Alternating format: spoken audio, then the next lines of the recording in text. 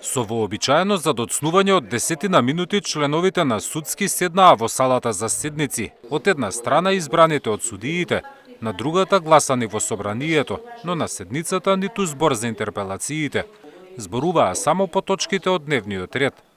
Непосредно пред почеток на собраниската седница, пауза за да излезе од салата побара Весна Дамева.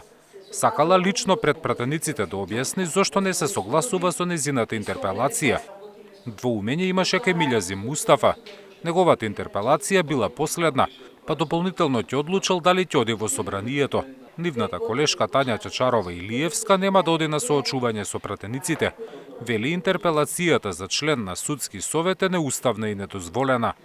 Уставот посветил доволно одредби во членот 104 и 105 заменети со амандман 28 и 29, точно се уредени клучните прашања што се однесуваат за судскиот совет, децидно доразработени во Законот за судски совет и пратениците за жал немаат уставно право на ваков чин.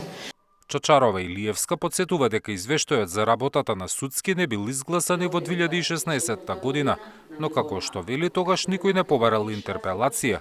Поради тоа сегашната состојба ја смета за преседан. Е повредено и основното начело на еднаквост на членовите на судски совет. Законот за судски совет не прави разлика помеѓу членовите во зависност од тоа дали се избрани од редот на судиите или од редот на или се избрани од собранието. А со тоа се прави дискриминација помеѓу членовите на судскиот совет, што е недозволиво.